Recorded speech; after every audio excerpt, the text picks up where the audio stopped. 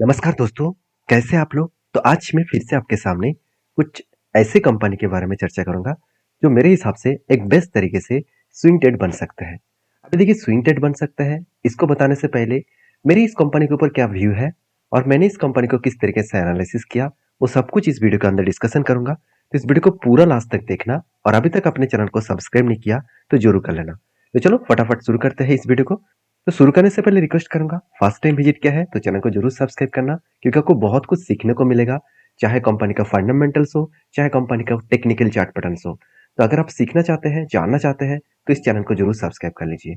तो सबसे पहले मैं कंपनी के नाम आपके सामने चर्चा करूं। कंपनी का नाम है पराग मिल्क। देखिए पराग मिल्क फूड्स लिमिटेड बेसिकली एक मिल्क प्रोडक्ट मैन्युफैक्चरिंग कंपनी है। इस कंपनी के दो पॉइंट्स मुझे बेस्ट लगा जो मैं सबसे पहले आपके साथ शेयर करूंगा।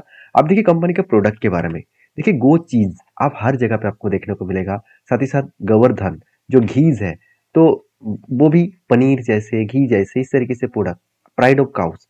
तो ये बेसिकली ये एक साउथ इंडिया बेसिस कंपनी है और बहुत सारे जगह पे कंपनी का प्रेजेंस है। अभी देखिए ग्लोबली मार्केट में कंपनी बहुत ज्यादा प्रेजेंस बना चुके हैं।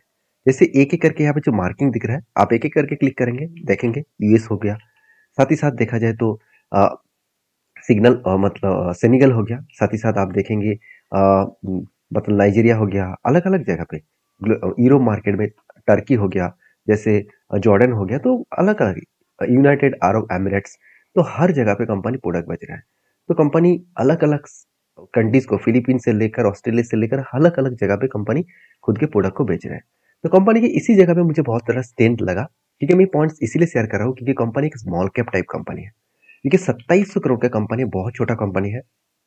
तो जब भी हम लोग कोई छोटे कंपनी के ऊपर काम करते हैं तो वहाँ पे बहुत सारी चीज को आपको नोटिस करना होगा। सबसे पहले देखिए कंपनी का वैल्यूएशन मुझे बेस्ट लगा, क्योंकि कंपनी की इंडस्ट्रीज पीरियड से आधा के आसपास कंपनी का वैल्यूएशन है। कंपनी का आरओसीआरई आप कहेंगे यहाँ पे आरओसीआरई तो थोड़ा सा वीक है। हाँ मेरे हिसाब से थोड़ा सा वीक है। फिर भी जब कोई छोटा कंपनी स्ट्रगल मूड में होते हैं तो उस जगह पे कंपनी के ऊपर आरओसीआरई में थोड़ा सा प्रेशराइज बनता हुआ देखने को मिलता है। बाकी देखिए कंपनी के ऊपर डेप्थ थोड़ा सा ज़्यादा है, क्योंकि बिजनेस अलग लेवल में कुछ नया बिजनेस के ऊपर एंट्री हुआ है। नया बिजनेस का मतलब क्या है, कंपनी के जो नया प्रोडक्ट है, आप एक बार मैं आपको दिखा दूं। कंपनी का एक्चुअली जो नया प्रोडक्ट कंपनी स्टार्ट किया वो है अवतार। अभी अवतार प्रोडक्ट क्या है? अवतार प्रोडक्ट बेसिकली एक प्रोटीन पाउडर है। जितने सारे बॉडी बिल्डर्स होते हैं, जो जो लोग जिम में जाते हैं, तो उसके लिए जो प्रोटीन पाउडर की जरूरत होते हैं, प्रोटीन लिक्विड की जरूरत पड़ते हैं, तो वो एक्चुअली अवतार प्रोडक्ट बना रहे हैं। तो अवतार पराग मिल के ही एक नया प्रोडक्ट है और इसी को बनाने के लिए कंपनी ने कुछ लोन्स भी लिए थे और बिजनेस के लिए यहाँ पे लोन बन चुके हैं। क्योंकि कंपनी के अगर बैलेंस शीट को देखें तो पहले देखिए कंपनी को उतना ज्यादा लोन नहीं था। आप देख सकते हैं 384 करोड़, 240 करोड़ और 290 करोड़, तो इस तरीके से कुछ लोन देखने को मिला था। आज वो सीधा सीधा 640 करोड़ तक पहुंच चुके हैं। तो यहाँ पे लोन बनने का पीछे एक ही रीजन है कि कंपनी इसके ऊपर बिजनेस को और भी ज्यादा स्टेबल करना। तो क्वेश्चन ये है कि लोन तो ले रहा है कंपनी, क्या लोन मिटाने का दम है? चलो वो भी देख लेते हैं। सीधा सीधा मैं देखूं तो कंपनी के रिजर्व जो पहले बहुत कम हुआ करता था, 60 करोड़, 65 करोड़, 80 करोड़, आज वो करीबन 800 करोड़ के आसपास पहुंच चुके हैं। मतलब कल अगर बोला जाए कि जितने लोन लिया आपको मिटाना पड़ेगा, तो वो खुद के जो रिजर्व है उसी रिजर्व से वो मिटा सकते हैं। मतलब मान के चलिए, आप अगर बैंक से 1 लाख रुपया लोन लिया, तो आप कहेंगे, बैंक अगर बोले कि मुझे पेमेंट करना होगा, लोन पूरा मिटाना होगा इसी मंथ के अंदर अंदर, तो आप कहाँ से मिटाएंगे? तो आपका अगर एसेट है, मान के चलिए आपका एक बाइक है जिसका कीमत 2 लाख है, तो उसको बेच कर भी पैसा दे सकते हैं ना। तो इसका मतलब रिजर्व जो होते हैं ना, वो बहुत इंपॉर्टेंस होते हैं। तो रिजर्व को आपको देखना पड़ेगा। दूसरी बात कंपनी के देखिए फिक्स्ड एसेट भी बहुत शानदार है। और तीसरी बात मुझे सबसे जो बेस्ट पॉइंट लगा इस कंपनी का, वो है कंपनी का क्वार्टरली रिजल्ट। आप देखेंगे सीधा सीधा कंपनी हर क्वार्टर्स को मेंटेन्स करके कंपनी रिजल्ट को मेंटेन्स करता है। कंपनी के sales growth and profit growth में हमेशा पॉजिटिविटी देखने को मिलता है। हाँ एक बार कंपनी बिग लॉसेस किया था, वो भी आधा इनकम के कारण। एक्चुअली कंपनी के ऊपर सेल्स के कई गुना ज्यादा एक्सपेंस हो गया था। अभी एक्सपेंस के कारण के बेसिस में हुआ, आप देख सकते हैं मेटीरियल कॉस्ट। इस टाइम कंपनी कुछ नया मशीनरी खरीदारी कर रहे थे, कुछ नया मतलब इंस्टॉलेशन कर रहे थे और नया फैक्ट्रीज बना रहे थे, इस कारण इस टाइम में कंपनी का मेटीरियल कॉस्ट ज्यादा पड़ गया। तो मेरे पॉइंट ऑफ व्यू से सारी चीज मुझे पॉजिटिव ही लगा। बाकी इस कंपनी के ऊपर सबसे इंपॉर्टेंट पॉइंट है वो है इन्वेस्टर। छोटे कंपनी के ऊपर इन्वेस्टर कितना ट्रस्ट कर रहे हैं वो देखना जरूरी है। पहली बात देखिए, इन्वेस्टर के ऊपर पहले 4-3% का होल्डिंग हुआ करता था, बीच में तो 12-13% चला गया था, अभी कितना है 8%। उसी तरीके से देखें तो डीएस के पास 4% होल्डिंग था, आज बढ़ के 8% हो चुके हैं। मतलब इंस्टीट्यूशन धीरे धीरे करके ट्रस्ट करना शुरू कर चुके हैं। अभी देखिए प्रोमोटर खुद खुद के माल उठा रहा है, 40 से 42 के आसपास टोटल प्रोमोटर के पास परसेंटेज हो चुके हैं। अभी देखिए कंपनी के ऊपर एफआईएस और डीएस के हिसाब से डीएस जो है वो कौन सा डीएस है आप यहाँ पे देख सकते हैं, एक एक करके सारे कंपनीज का नाम यहाँ पे पढ़ सकते हैं। तो मैं एक चीज मुझे बेस्ट लगा कि पिछली बार 99,785 total number of share holders इस कंपनी के ऊपर बाई किए थे। अभी इस बार वो होल्डर्स बढ़ चुके हैं, मतलब ज्यादा होल्डर्स आएंगे तो कंपनी के ऊपर प्रेशर कम रहेगा। क्योंकि मान के चलिए आपके दुकान में अगर 100 कस्टमर आ रहा है, तो अगर यहाँ पे कल जाकर 10 कस्टमर ना भी आए तो 90 कस्टमर से आपका चल जाएगा। मान के चलिए आपके दुकान में 5 ही कस्टमर आ रहा है और 100 के कस्टमर का माल खरीद रहा है, और कल अगर 3 कस्टमर आना बंद कर दे, 4 कस्टमर आना बंद कर दे, तो आप तो बुरी तरीके से फंसेंगे। तो number of clients, number of share holder ज्यादा रहेंगे तो अच्छी बात है। तो डेटा के आधार बात करूं तो कंपनी बेस्ट तरीके से काम कर रहा है। जैसे देखिए मिल्क प्रोडक्ट के ऊपर 68% कंपनी का रेवेन्यू जनरेट हो रहा है, और कंपनी के देखिए जो मतलब स्कीम्ड मिल्क पाउडर है तो उसके ऊपर 17%, साथ ही साथ लिक्विड के ऊपर 9%, एंड जो देखा जाए डेयरी सेगमेंट है, सप्लीमेंट है, उस सॉरी सप्लीमेंट है, तो उसके ऊपर 4% के आसपास। तो कंपनी देखिए इंडिया में 98% बिजनेस कर रहा है और रेस्ट ऑफ वर्ल्ड में 1.2%। मतलब इतने सारे जो कंट्रीज आपको दिख रहे थे उसमें सिर्फ 1.2% बेच रहे हैं, मतलब पूरा का पूरा इंडिया में ही माल बेच रहा है।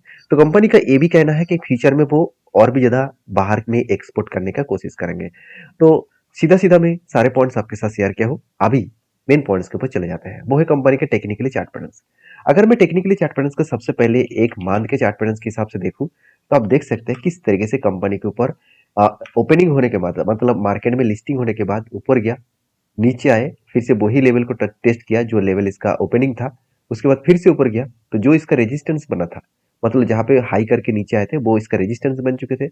उसी रेजिस्टेंस के हिसाब से कंपनी यहाँ पे फिर से एक बार टेस्ट किया, उसके बाद बिग फॉल हो गया। और बिग फॉल तब हुआ जब कोविड आया, तो कोविड के बाद कंपनी के ऊपर बुरी तरीके से हालत हो गया था।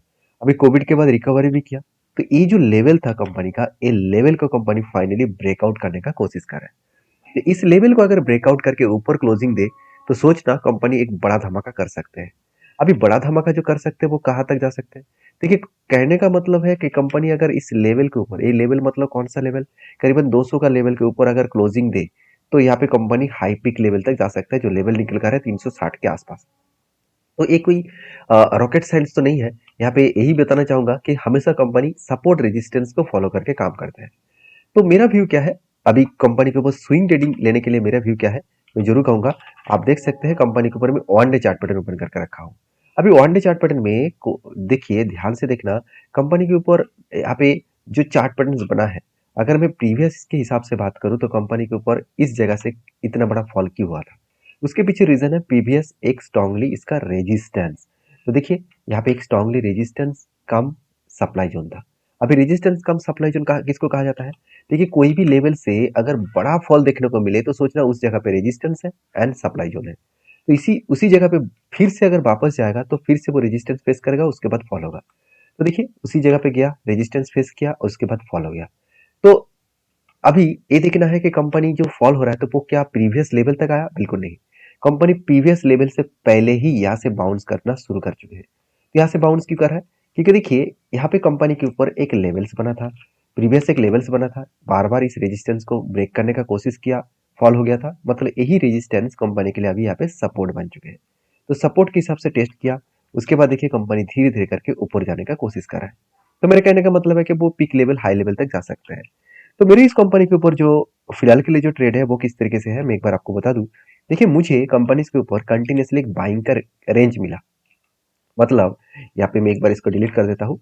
आप देख सकते हैं कंपनी इस लोअर साइड से अगर टॉप साइड तक मैं मार्किंग करूँ आपके सामने, तो कुछ इस तरीके से सिनेरियो देखने को मिलेगा।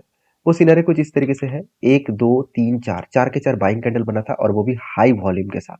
सिर्फ वॉल्यूम देख लीजिए, पहले वॉल्यूम देखिए कितना वीक वॉल्यूम था, कितना। उसके बाद देखिए रॉकेट बना और उसी जगह पे वॉल्यूम हाई हुआ। मतलब जब जब इस तरीके से कोई रेंज बनता है तो मैं इंतजार करता हूँ कि नीचे जब आए तो उसका टेस्ट करे, तब मुझे एंट्री बनेगा और मुझे इस पिक लेवल तक टारगेट लेना है। तो एंट्री तो बहुत पहले ही बन चुके थे, उसके बाद नीचे आया, वही सपोर्ट को रीटेस्ट किया। अभी देखिए कंपनी उस लेवल को ब्रेक करने का कोशिश कर रहा है। और सीधा सीधा कहूँ तो कंपनी वही लेवल को ब्रेक कर चुके जो लेवल का मुझे इंतजार था। मतलब कंपनी के ऊपर जो लेवल से यहाँ पे स्ट्रॉन्ग लेवल मुझे देखने को मिला था, वो यहाँ पे जो स्ट्रॉन्गली रेजिस्टेंस लेवल था उसको ब्रेक कर चुके हैं एंड ब्रेक कंफर्मेशन भी कर चुके हैं। तो मुझे लगता है कि इजीली वो इस पीक लेवल तक जा सकते हैं। अभी देखा जाएगा कितने दिनों में टारगेट मिलता है, क्योंकि 37% का टारगेट मुझे अगर एक साल में मिले तो भी मेरे लिए बड़ी बात होगा। तो बाकी मेरे सारे पॉइंट ऑफ व्यू से सारी चीज आपके साथ शेयर किया हूँ। तो किसी भी कंपनी के ऊपर काम करने से पहले ये सारे पॉइंट्स को आप एक बार आपके फाइनेंशियल एडवाइजर के साथ बातचीत करके काम करना, क्योंकि मेरा मकसद था आपको सारी चीज एज ए एजुकेशन पर्पस में शेयर करना, और आपका मकसद होना चाहिए सारी चीजों को सीख कर काम करना। तो मिलते हैं नेक्स्ट वीडियो में। अगर वीडियो अच्छे लगे तो दोस्तों के साथ भी शेयर करना और लाइक करना। मिलते हैं नेक्स्ट वीडियो में, तब तक के लिए बाय बाय।